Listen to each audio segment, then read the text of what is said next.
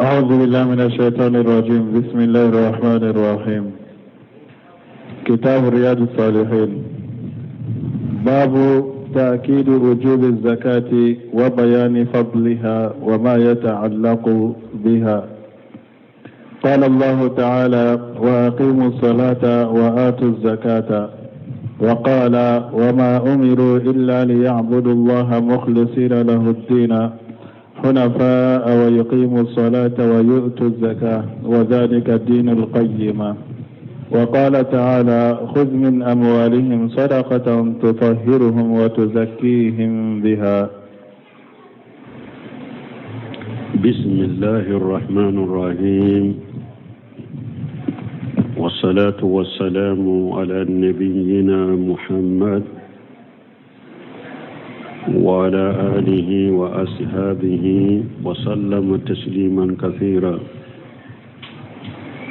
سبحانك لا علم لنا إلا ما علمتنا إنك أنت العليم الحكيم. أستغفر الله الذي لا إله إلا هو الحي القيوم وأتوب إليه. اللهم انفعنا بما علمتنا وعلمنا ما ينفعنا وزدنا علما. biye tarata suye hijriya bakele ani kemenani ani binani ani woro saharu safara minye hijriya sankalo fulana bisu nyew konontonai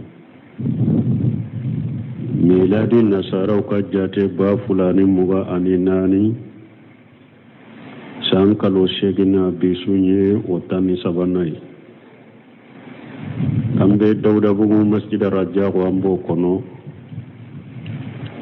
Darasuba Al-Hafiz Nawawi rahimahullahu ta'ala Darasuba Kitabu Kono Riyadu Salihin Bonda minna ko babu ta'kid wujubi zakati wa bayani fadliha wa ma yata'allaqu biha. Ko ninye bonda ye bonda mimbe jaka wajibi gele yari bonda imbe wode yiranna ani fasamantiya mimbe jaka bola ani ko munun dilolembe jakala ni bonda bena kuma nunun sabadeka kafo jaka ye wajibi gelende ka jaka fana pasamantiya banganye ani ko munun dilolembe jakala aye aya fo aya yi sarahu min bambolo ayo aya yi sarahu bila kofe folo ako sarahu qala li hafiju nawawiyu rahimahullahu ta'ala. Ako hafiju Nawawi ko hafiju ye munye mu hadisa caman durusilen b'a bolo. Akacha usemino ale b'a fɔ hafiju Nawawi. Nyame ali usemima ani useminu tɛ kelen ye. Ale fana bɛ karamɔgɔ dɔ fɔ ko tun b'a kɛ ka kala bombaji la. Kodoko qala al-imamu Nawawi ko bumbaji ko ayi kana fo Nawawi ma al-imamu Nawawi afo al-hafidu Nawawi ko munna ko parce que Sheikh bumbaji ko qatawiye Nawawi soro aqida bondala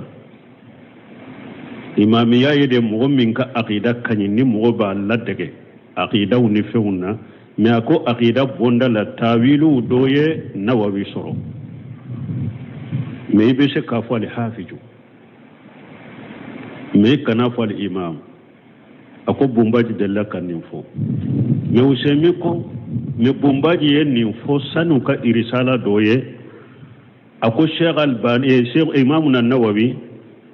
aka sillaba ko aye irisala do dila irisala inka dila ana ka fatu kalo saba nyogona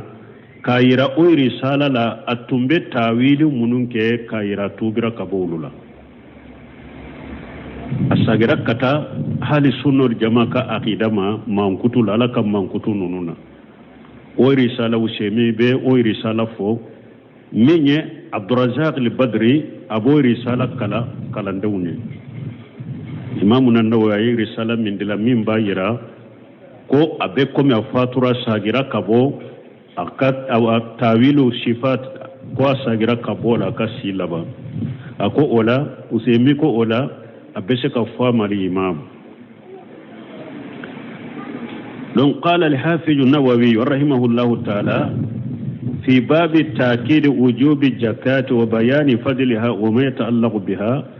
الزكاة هي ركن ثالث من أركان الإسلام زكاة جوسين سبنا دي سلامية كجوسين سبنا دي زكاة لقول النبي صلى الله عليه وسلم نجمع كما قصولا كترون كسباك في حديث عبد الله بن عمر ابن الخطاب رضي الله عنهما شيدن يافو عبد الله بن عمر كحديث كونو على كجه كبا فاما انا فاما بني الاسلام على خمس شهاده ان لا اله الا الله وان محمد رسول الله واقام الصلاه وايتاء الزكاه شيدن كوني حديث كونو اكو اسلاميا جولمبه بيدورو دكا بيدورو فلو ka seereya la ko bato fen sitte min ka bato ciyani ala kelen pewte muhammadu ala ka cidende i ka salli nata cogola i ka jakabo wallahu subhanahu wa ta'ala yadhkuruha kathira ma salati fil qur'an al karim ala be jakafo ka caya qur'ana kono ka fara sallika Qur'ana kono kacha ala be jakani salli tugu nyugona aya kono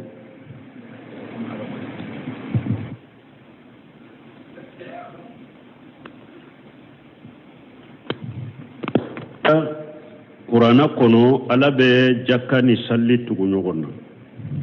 wali haja ninde koso اختلف العلماء ورحمهم الله هل تاركها يكفر كما يكفر تارك الصلاة أمولا على قولين ولا تدون كباو ينيغون سوسو يالا نمو من يجاكا بولي توي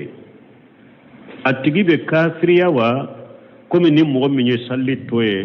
أبي كافريا تشكوني كما فلان نانا لا دون كباو بولو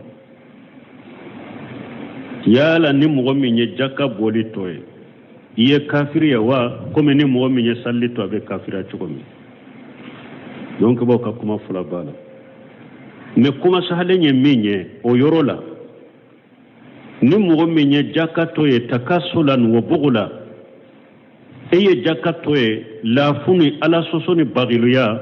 me abi boloko jakako ni fardade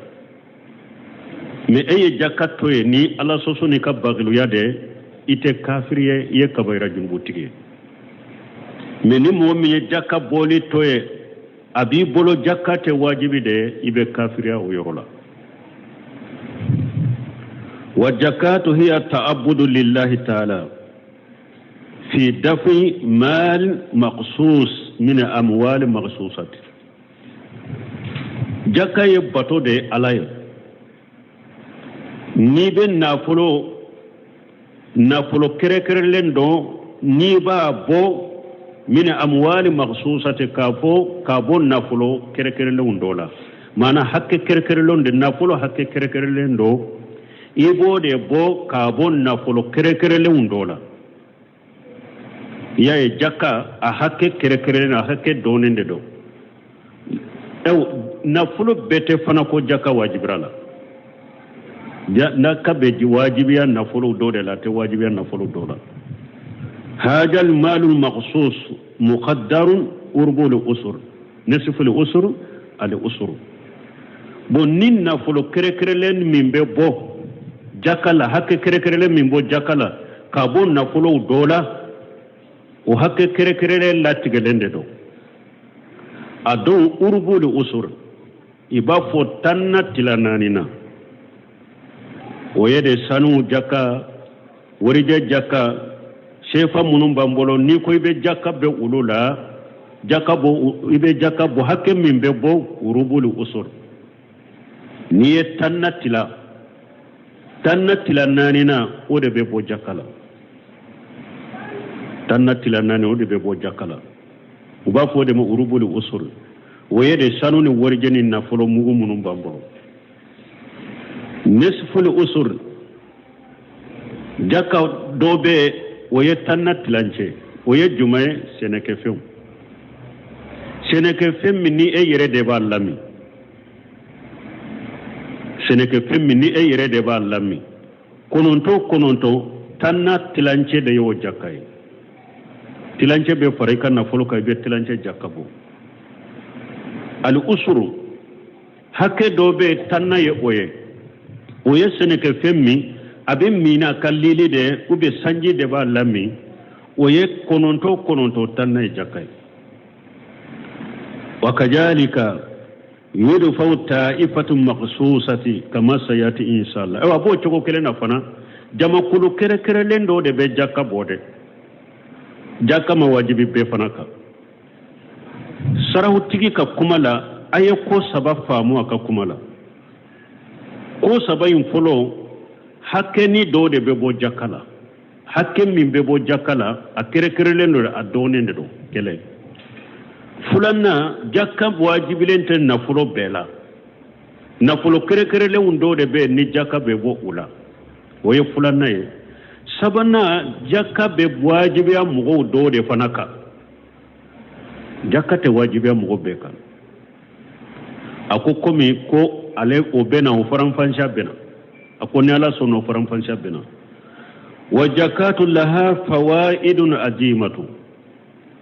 jakabo nafa chaman ni faida chaman de be faida ba de be jakabo lida minha takmilu li islam li abudi jakabo li nafa do yemunye a faida do yemunye abe hada maden ka silamiya dafade jakabo li be ke sababu minye jakabo abika donya ni ka silamiya don ka silamiya de dafa li annaha ahadu arkani al-islam parce que silamiya jonse do de jakabo wa hiya afdalu min sadaqati jakabo abaraji kanyi jakab baraji kanyi kateme sadaqati bo sempulu kanni rebe baraji ni sadaqati minye jakabo le kanyi ni oye yani law adda al-insan 100 ريال جكاتا أو 100 ريال صدقة تطوعي كانت 100 ريال جكاتا حب إلى الله عز وجل وأفضل أقوم مثال السيارة نمو مني إريالي كما إريالي دبي أولوبرو نعم فنا يا مثاليا نمو مني سيفا كما بو جكالا إيه سيفا كما بو براجي نيني صدقتي لا jaka shefa kemende kadi alaye ode kanyi alafe kateme sarakati shempulu kemeka shefa kemeka parce que jaka inde fardai iya do nunna na hadisa do kono ma taqarraba ilayya abudi bi shay'a habba ilayya mimma aftadaratuhu alayhi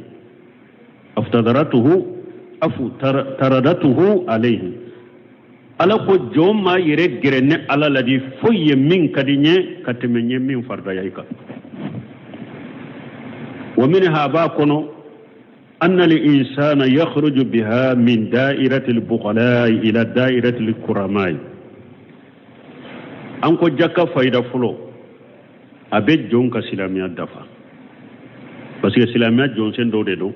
ni jonye silamiya jonsen fanake o yika silamiya dafa le tele afulana jakabo nafa doye munye abi bo bakilu ka grupula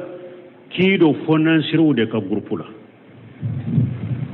jakabo li beke sababu ke bo bakilu ka ewa grupula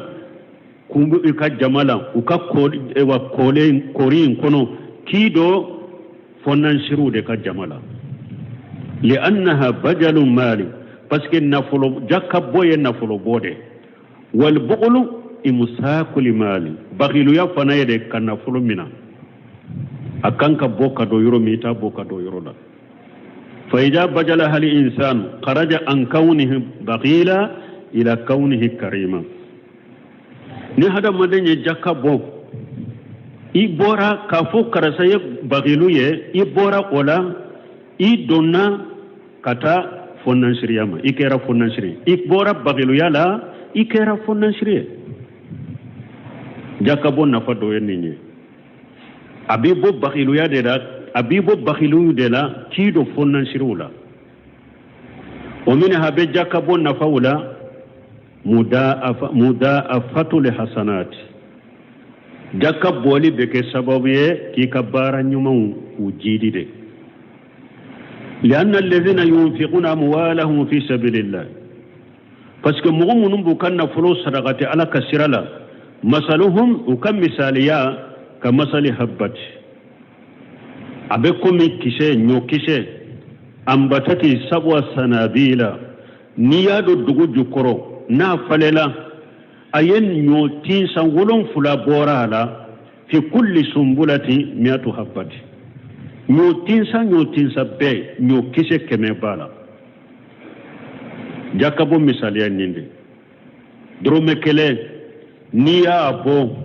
alaba jidi ka kima keme wolon fula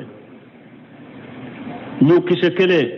nyayen nyotin sa wolon fula na ayo fale no ci sa wolon fulan kelen kise keme bala o ya jole keme wolon fula nyo kise kele abi ala bi saralan keme ewa nyo kise keme wolon fula de ewa drome kele jaka ni ya bo drome kele be ala ba jini ka kiye keme fula de abraji yani iriyalu bi 700 riyali aw aksara mana wulu ka wuri iriyali ako iriyali drome kele ala ba jidi kake iriyali keme wolo fula ube min kachana an fana ba fo shefa drome kele niya bo jakala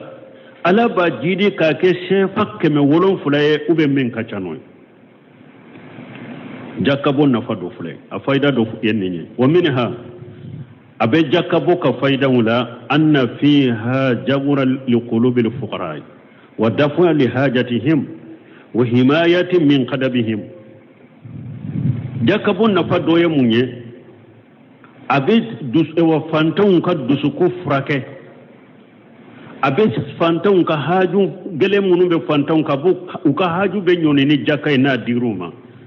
abe ke sababu ye kisi fantan fana ka dimima ikoro ko sababu le ni be jakabo ka di fantan abe fantam dusukun nye abaka dusukun frake ka dusukun nye ka dusukun fere ikoro abe ke sababu ka fantanka haju gele min baka baka haju nyoni ka baka degu nyoni ka bo fantanka ewa abe ke sababu fana jakabo ni be jakado ka bo ka di fantama fantam mi dimi min mikro ni besen ko ni am min be fantam bolo katima abo o faka ka boy lianna li fuqara parce que fantam fule إذا لم يؤتوا من مال الأغنياء فربما يغضبون فانتم نفهم دوما نفلتكو كان نفلولا أكتا وبدمي نفلتكو كرو ويتجرؤون وجاب فريا كتا نفلتكما ويكرهون الأغنياء وبين نفلتكو كرو sebe ni ewa setigi min ko nebe kiin kono bebin kontrola bebin konia bebin jugoya uka setigi de nyeninga ube sebe eye kabila kono bebin jugoya bebin kontrola ika nyeninga amma fo hasidi de minni hasida kisite hasidi talade me kabila bebin kontrola mkabalima bebin kontrola ika nyeninga ha ikanyininka shetigi nibe fantam makonya ibe nyuma yake fantanye abeke sababu ye ate dimi koro emme nite nyuma nke fantaye shebe alebe deguna nyana abe dimi koro de ajabe farikata imada te sirinye tuguni epabiko abe bili control rakiko otumbe burusu law ba maralamu ba chaman ba bolo jakatebo misil marami misil chaman ba bolo jakatebo ni fantan do fereli ka misila yoro dora ba shenkari ka temena yere na fereli ka ba do ma har ni ba nya dado aka jide kuno ibu bin kalama bi ka ibi ka ba so len soro abe muruke ka so ho chaman kera burusula koy ube se tigimi ate jakabo bagilude fantan te fen sorala na kam misimin bin na kolon kono a wakati nu ko karasa kam misi bin na kolon kono an kata bo mo siteta do ba kanto da kasai me na politiki min benya fantan ma bu ma ko dira be jakka so rabe fen duma nu misi bin na kolon kono har na le yere mafo mo yere de be nyogo ngole folo karasa kam misi be kolon kono an kata bo jakabo anafa do en nyede abe fantan ka dimi faka ka boyima abe fantan ka ewa haju datugo meni ewa na folotigi ebe se tigi ebe fantan chela etate soro jakate duma ite hinula ube dimu korode ujabe de fariya katima ibiko ويرون أنهم في وادي والأغنياء في وادي ولوبا جاتمنا هي أنني سيتو تسرى لكوي أمبان كسرى دفع وبو كسرى في نقول تيجي من تهينا فانتون لا يبي فانتون بولو نينشو كدلا كراسبا فاند أمبان فا أنا تسرى لا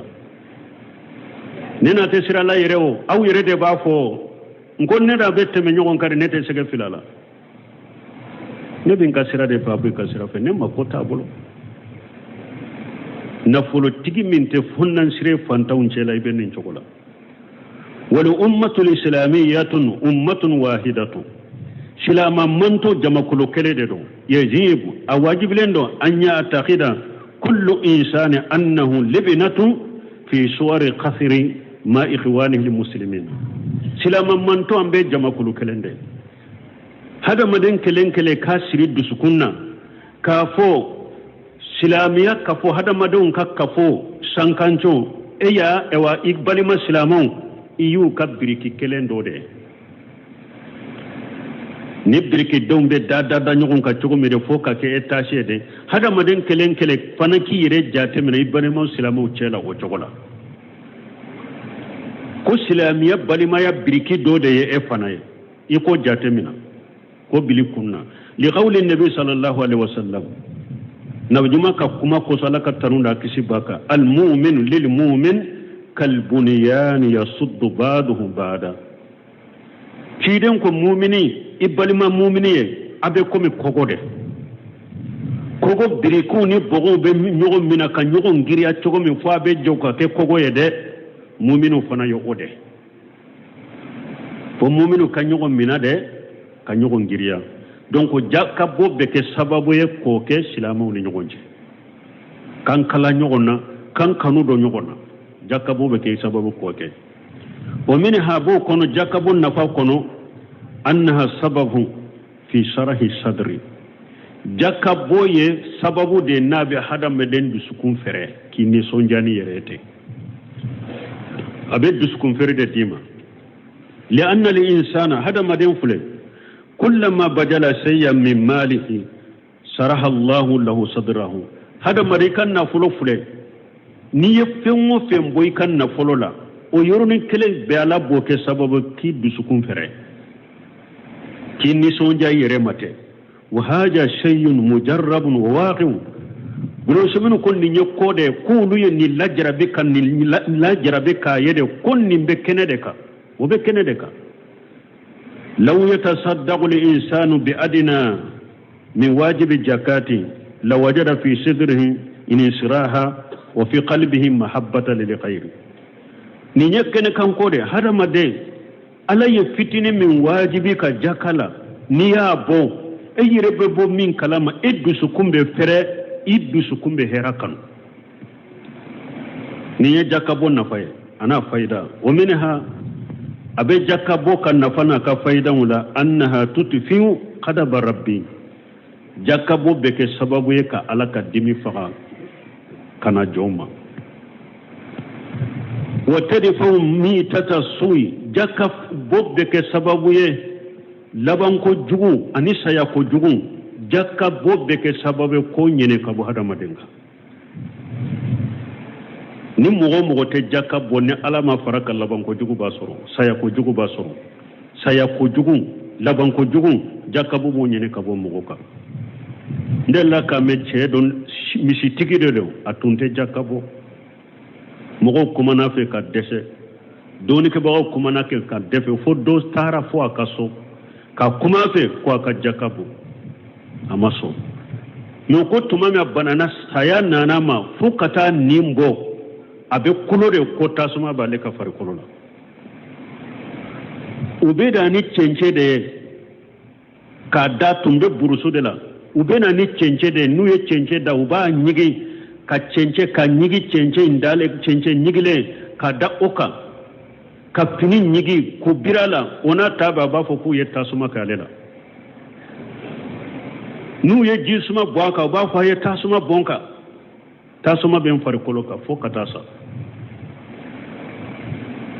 saya ko jugu jakabo be o lase mugoma jakabo baliya bo lase bumwa e jakabo be ke sababu ye saya ko jugu ko nyene kabo mugoka wa hadhihi faidatun ajimatu do simin kon ne faida bele bele bayde tedi fon ni tata suyi saya ko jugu jakabo nyone kabo mugoka bi mana anna li insana ako amana munya hada maden fule ya mutu ala ahsani li hali amana munye na ko be saya ko jugu nyone ka boyka la nyine munye hada made ibe saya jugu nyumana ni kera jakka bolay ibe saya jugu nyumana wa husnul khatimati illa bambenya hasana allah li wa lakum al khatima alaka neni au alaka labanye a'addu ma yakuna lil insani fem min kabbo hada madenka fem min nema kabbo hada madenka mbalimu laban ko nyuma ni saya chogo nyuma soro ye laban nyuma soro ni nye femba de hada madenka li annahu waqtu firaqi dunya ila al akhirati parce que hada madel laba wo ye waqti mi ba ke ka jiya fara nyogonya katallahara wa shaytanu ahrasu ma yakuna la bani adam inda al mauti awa shetane fana aka yere jijana ka korto be kata hada maden fililima abaka wakati juma saya wakati hada maden kan nima karani ka saya wakati de sesane fana ka korto na ka yere jija dambe yo wakati de parce que niya da o wakati ko ni doro abana e bora bolo wodi ato sabata rahman ibn hanbal tumami atumbe saya shikarala abafo badu na yennin fo shaya shikara bekiri na bora yere karama tuguna bafo badu adenya yinika ako wakati dole an ba me ela e bafo badu tumama bora yere kalama doni den ko an ba mi lai bafo badu mundo ako shetane de nanamma abake ka bulunguni ti ko ahmara itara kan ne dakaba itara kan ne dakaba ne de israila itara kan ne dakaba ko ay mata ki da folo de ko fe den tara ki da parce que nimbe na folo badu ko ninde ko amada ay ko fe de tara ki da parce que nimbe na folo donc hada madde saya wakati shetane ka jugi ma wakati abaka yere jijana ka korto beke ma wakati de pour ki filiki kafir lama bodjan kono la kankishi li anna hiya saatul hasimatu imma ila an-nar wa imma ila ahli al-janna parce que ode wakati minni abe ko bese adama imma sisa ina ke tasuma dunke wala imma ina ke arjanna dunke wala labanyo ode hada madenka kol laban be ode ko be banyoroe saya wakati imma ina sakata ka ke tasuma dunke wala imma ina ke arjanna dunke wala وفي حديث عبد الله بن مسعود أنا عبد الله بن مسعود كحديث لا إن أحدكم لا يأمل بأمل أهل الجنة yado doni ke ban ulu be kuma fo delila de babela u ye min de la fuyew u ma min de la fuye de u te kuma u yere kun fete laban ko nyuma ani laban ko jugun abena o delila de fo ci den karisa sahalende do bukhari muslim kono abdullah ibn mas'ud ka hadisa ci don ka wudola kele la ya'malu bi amali ahli aljannati ibe shi beke arjanna den ka barala aljanna dun ka barala hatta yakunu bainahu hatta ma yakunu bainahu wa bainaha illa jiraw fo fuite to ini arjanna ce fonnonge kele fa yasibu alayhi alkitab me latige mi sabelina lahu wa mahfujuka onak saewa ko ika o yasoro o sabena ka ko enye o sabeli nana barake eka faya amalu bi amali ahli an-nari fayadkhulun nar isi laba ina jahannaba barake ina do jahannaba ko ina do tasma ko aw dola kelembe ibi shi beke arjanna don ka barala arjanna barake lila me ibasuru ala ya sabe eka ko ye jahannaba dende ishi laba doro be bara do ke doro bara min bido jahannaba kuna bido tasma kuna wa inna ahadakum adola kelem fana la ya'malu bi amali ahli an-nar aw dola kelem fana be tasma barake mo do fana be abashi be ke jahannaba dembara la hatta ma yakunu bainahu wa bainaha illa jiraw fo fuite to ani jahannaba ce konnongo kele fa yasbu alayhi alkitab ayasru sebeli sebera akaka ko arjanna dende do fa ya'mal bi amali ahli aljannati fa yadkhuluha ana arjanna bara do ke ana ta arjanna fa ya'malu bil qawatim baraw bil labande bolo wa sadaqatun wa ala rasiha zakatu tadfa mitata suwi sadaqati bo jakaya nyemaye abeke sababu ye kasaya ko jugu nyoni kabo mogoka bembali mo hadisa min fulenni ko mogo dobe ashibeke arjanna barala hunnungo kelembe tano arjanna ce ma ya surala ya sebe jahannaba dende abe jahannaba baraka beta jahannaba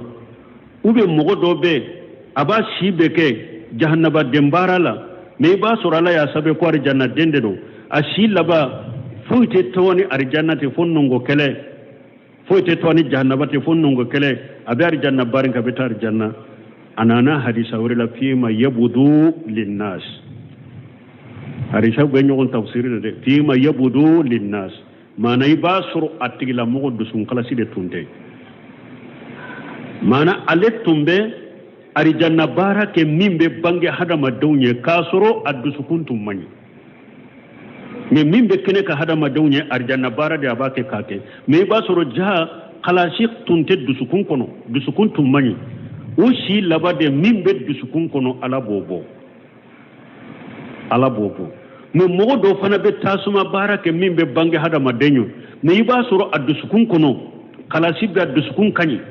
dusukun nyumande bala ode be ke sababo shi laba ala be ake abe arjanna bara de ka beta arjanna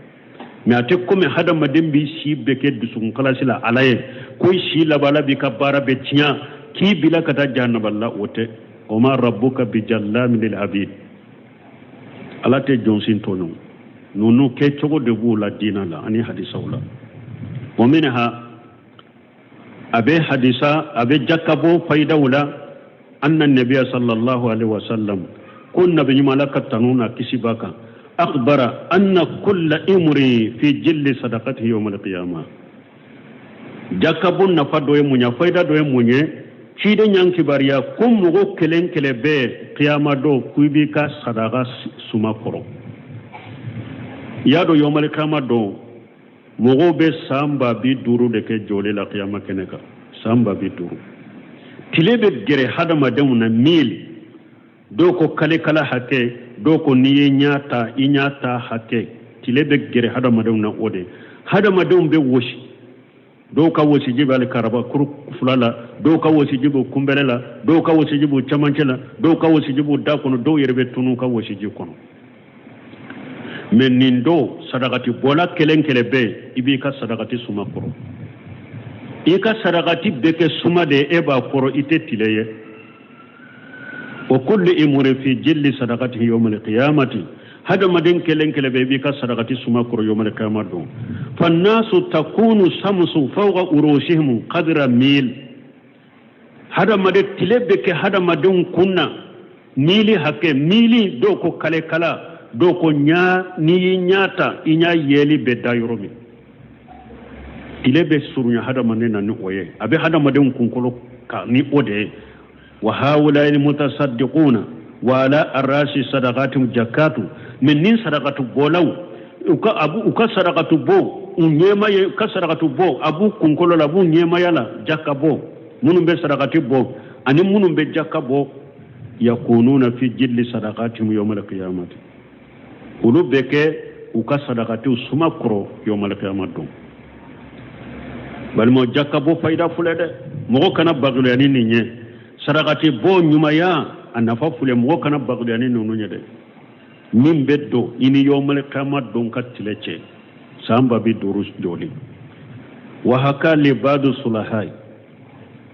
ino semino ko mo nyuma do ya barobo ale anna rajula ko chedo kana yamunu ahlahu min as-sadaqati min al-bayt chedo le do ale tumba kam muso bali ko ale kan nafolo ale ka balo ko muso kana sadaqati bo ala le ko fede ko kana foit di mugoma ale kan nafaqati la ne ka ale ka sokunum femuna nafaqati la yaqulu la tasaddaqu abafu muso kana fen sadaqati de o fi yawmin min al-ayami nama che min ben nin fo kam muso ye dondola che yin sinogora wara fil manami ka anna sa'ata qad qamati che nya ye shigo kono akera nya na shigo in kono ko qiyama kene jora mogo be qiyama kene ka ale jole be qiyama kene ka wara fawqa rasihi jilla yujilluhu min as-sams me aliye suma doye asanfe suma imbake kado ani tileche kasuma ke alela illa anna fihi salasata quruqi me suma mimbale sanfe suma wo sababala abe ko mi fini do de nana yanga le sanfe ka ke suma me fini wo sababala wataji'u tamuratu tasuddu al-quruqa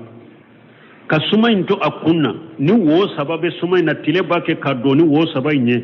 tamaro den sabana na ka wo sabai ndatu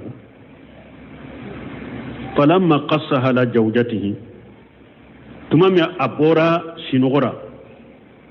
aye sogo illakali aka furumuso a konne nen sogo nyede ne sigura akera mbolo komi qiyama kene de jora sogo ina njolembe qiyama kene ka suma don nana ka don ni tileche me suma wo sababala tamaro den sabana ka wo indatu tumama ayni fa kafur musa akhbaratuhu bi annaha tasaddaqati bi sawbi wa salasi tamurat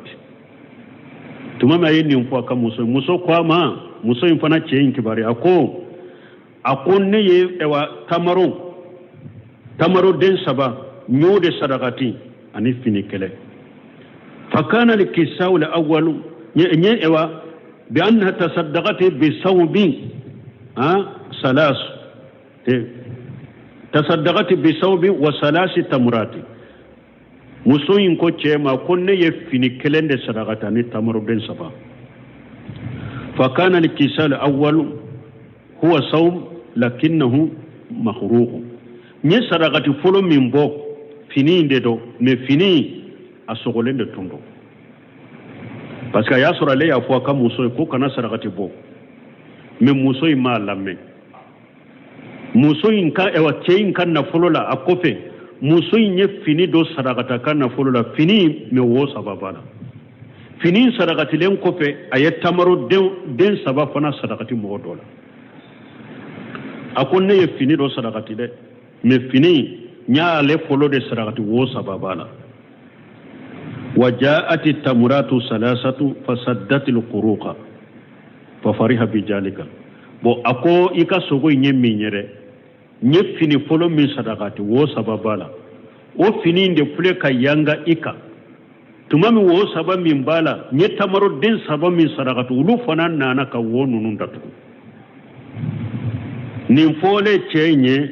anisonjara wa ajina laha bada hajan tatasaddaqa bima sa'ati aye jendi musoma akon nin kofe finwo fen kadiyen kan na folo lan kofe sarakati aye jendi musoma ko kan sarakati ke akofe finwo fen kada ka be sarakati falihasilu lanyine yemunye anna hadhihi uriya misdaqu qawli rasulullah sallallahu alaihi wasallam bino semin ko lanyine ma ko ni sogo min fulene nye ako ciden ka kuma benni sogoyin sabati ka cinya tigiya ube ciden ka kuma do cinya tigali de fulani sogoyin ne kullu imri fi jilli sadaqati yawm alqiyamati ciden ko hada maden kelen kele be bi ka sadaqati sumade ko yawm alqiyamati do ni sogoyin be ciden ka di samin fulani ni sogoyin bo cinya tigiya ira abe hadisan cinya tigiya ira donc sadaqati bon na fa do fulani fanaye wa minha abe sadaqati fuk jakabo abe jakabo fayda wala annaha tulinu alqalba jakabo be ke sababu ka hada madin dusukum magaya jakabo be ke sababu ye ka hada madin dusukum magaya haythu inna al-insana yuti hal fuqara al-muhtadina fayalinu qalbahu wa yarhamuhum parce que jaka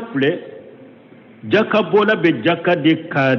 abata ka di fantawma fantamunu hatagilendo adduskumbe magaya ka di fantawma de abe hinna fantawma de ka duma de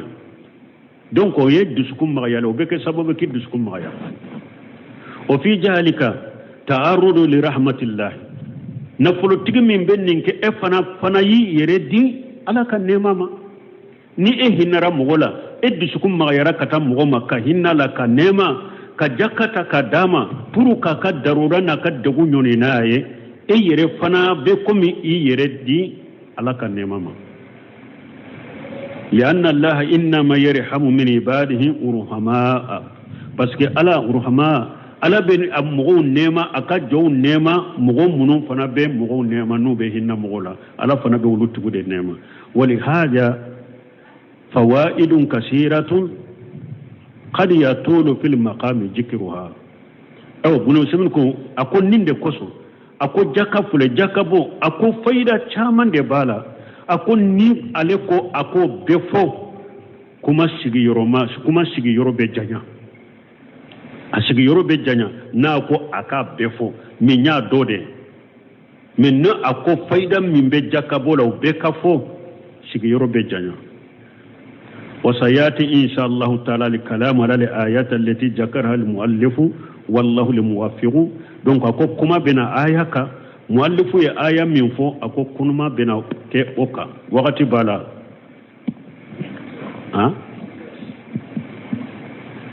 قال الله تعالى ايا من كلنا اقول لكم مسمن كرتال واقيموا الصلاه واتوا الزكاه وقال تعالى وما أمروا إلا ليعبدوا الله مخلصين له الدين هنفاء ويقيموا الصلاة ويؤتوا الزكاة وذلك دين القيمة وقال تعالى خذ من أموالهم صدقة تطهرهم وتزكيهم بها شرهم قال لحافظ النووي رحمه الله تعالى في باب التأكيد وجوب الزكاة وبيان فضلها وما يتعلق بها ثم ذكر آيات الثلاثة آية سبعة مؤلف نووي آية سبعة فن بندنا الآية الأولى قوله تعالى آية فلو لك كما مسمين كرتالين واقيموا الصلاة واتوا الزكاة فإقامة الصلاة صلي جولي الجمعة أن تأتي بها مستقيمة على وجه الذي ورد عن النبي صلى الله عليه وسلم نوكو إقامة الصلاة akoro de ika salli nati na chogola na chogo min sabatira chidembolo ka salli ke chogola ke chogo min sabatira chidembolo ka ke o chogola ka tile kuma anana chidembolo chogo mi ka ke o chogola o de togo ko iqamati salam wa ita'u jakat dile huwa ita'uha li mustahiqiha jakat dile la nyine munye mugo min ni jakka ka kai ka jakka takadama وقد سبق بيان معنى الزكاة وبيان فوائدها وما يسر الله تعالى أقول مني جكا معنى أني جكا فايدة كو عليه يوفو كتمي عليه من نغياي ثم ذكر الآية الثانية وهي قوله تعالى وكفي النووي أي آية سبع نفو آية فلان نفو وهي ألك كما مسمين كورتالين وما أمروا إلا ليعبدوا الله مخلصين له الدين حنفاء ويقيموا الصلاة ويؤتوا الزكاة وذلك دين القيمة وما أمروا يعني بذلك الناس وما أمروا ألا قال ما هذا مدون يامرني فوي إلا ليعبدوا الله فوق على كلمة وبدو أي يتجلل له بالعبادة بكل ما تعبده به من العقيدة أو قول أو عمل ألا ما فوي بلا هذا مدونك فوق على بطو على يبطو منم بلا أوكا على كتا عقيدة لا كتا كمولا كتا كيوالولا على يبطو منم بلا هذا مدونك أوكو بطو بك على يود بلا هذا مدونك عقيدة لما أكما لما أكيوال لما مغلسين له الدين أي مغلسين له الأمل مغلسين له الدين كرموني وكو كبارا وقلاش عليه وغلاس الأمل لله ألا يبتغي الإنسان شيئا بعمله سوى الله عز وجل لا يبتغي الدنيا كبارا قلاش عليه أبك تقولي هذا ما دونكو كبارا وبك على جاتي دي كما إيكنا إكبارا وك على تنا كما إيكنا جيانيني إكبارا كتوين كبارا وكلاش كك على كلمة ودي كما إيكنا بارا كفويني على تي إيكنا جيانيني إكبارا وي إيكنا جيانيني كبارا ولا جاها إيكنا درجة نيني كبارا كتوي بارا نموي ولا إرياء ستا إيكنا نيما ينيني كبارا نموي ولا غير ذلك أني نوننا نغنم بل لا يريد إلا صواب الله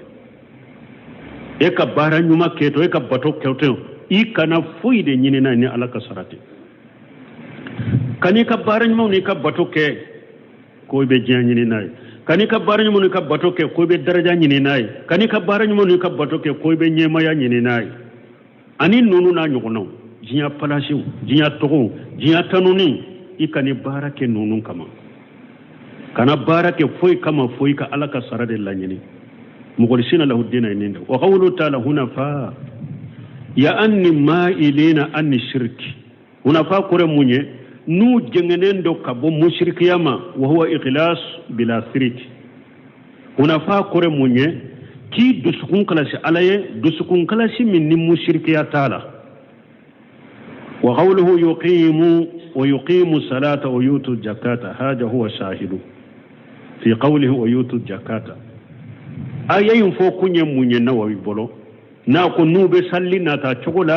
ube jakka bo ayen yere do kunye ninde bonda ko jakka qawluhu wa zalika dinul qayyima wa zalika ay ibadatullahi ta'ala mukhlisina lahu dina wa iqamis salati wa ita'iz zakata zalika imbesa wa zalika besa kata jumanna mana ka ala bato ke ka bato kala si alai ani ka salli na ta chokola ani ka jakka bo دين القيمة نين دين تلالين أي دين الملة القيمة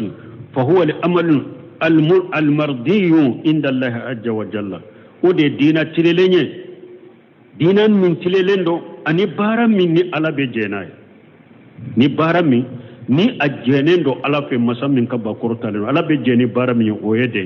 كي كباتو بقلاش على مشركيات باتو منا o de dina joleñe ki ka bato kala salay ka asallu jo u chogola ka jakka bo chogola ninde ye dina tileleñe dina mi na kadi alay barami ni bara do fana barami kadi alay wa qala subhanahu ala ko khudh min amwalihim sadaqatan ali kitabu lin nabi ni aya sabananye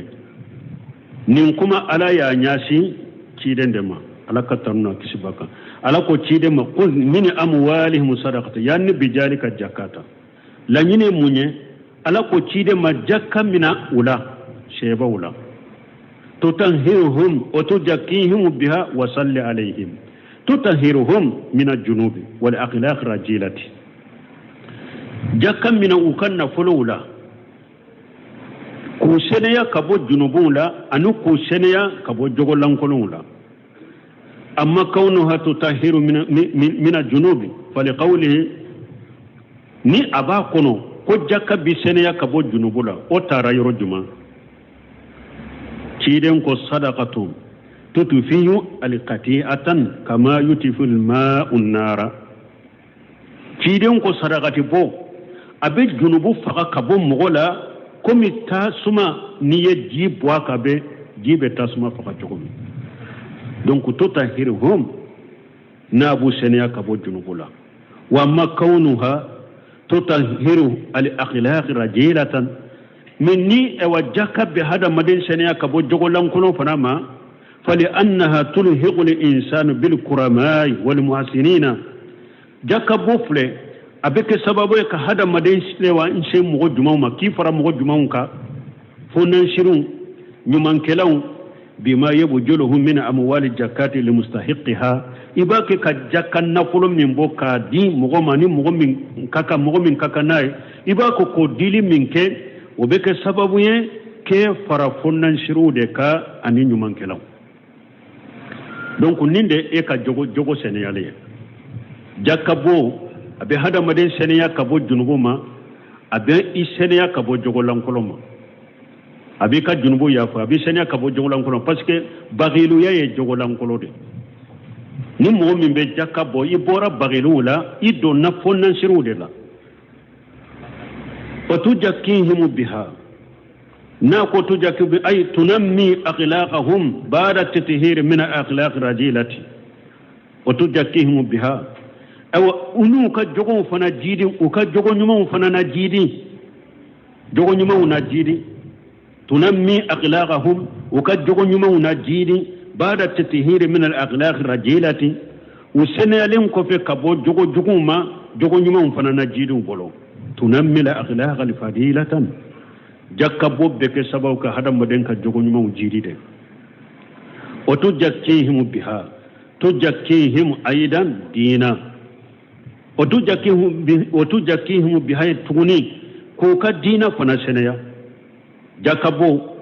abi hadam maden ka wa jogo nyuma jidi abi ka dina fana seneya fa hiya tajkiyatu dini wa tajkiyatu al-akhlaq jakka bo bi hadam maden ka dina jidi abika jogo fana jidi wa salli alaihim nako aya kono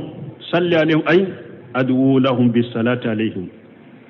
du'a kuye ni alaka tanulu ika du'a kuye ala butanu chogomi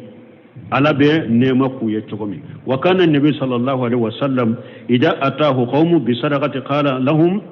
allahumma salli alaihim ciden tumbe barakene ni aya ni mogo munun nana ka jaka ni nani ka jaka di cide man ka jaka fule abedo yoro me ka doye cide be do kiye abi aufa ani aka jaka dala kana di cide ma cide ka allahumma salli ala ali abi aufa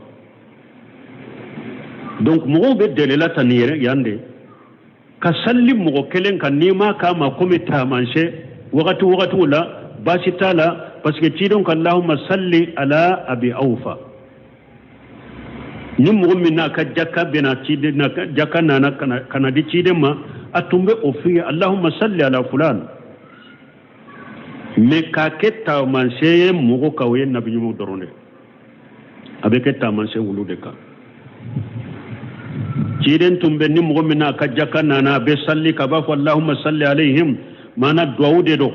ala iku nema ala ikutanu imutisala li amrillah na tumbe alaka ayay mbara ala ko qur'an inna salataka sakanu lahum atumbe barakene ayay nyani na ko khudhu min wa salli alaihim ciden tumbe ni ka jakka dama bes abe do kiye na be barakene o ayay o ko fi ala ko inna salataka sakanu lahum cire eka do yuma hakli sigide eka do ye mo ma hakli sigide ni eye do min ke ka jama sey ba minye ika do ya tigi ma hakli sigide salatu alaihim yani du'auka lahum bis salati sakanu lahum ni eye duwawu k'u ye ko ala k'u tanu ala k'u nɛɛma o bɛ k'u ma hakilisigi de taskunu ilayhi nufusuhum u ka nuun bɛ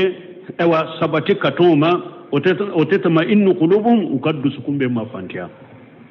ni eye duwawu k'u ye o tɛ ni sarihu suduruhum u ka dusukun bɛ fɛrɛ ka nisɔndiya o ye sahalu alayhim bajulil mali nafolo boli bɛ nɔgɔya u bolo wallahu samiun alim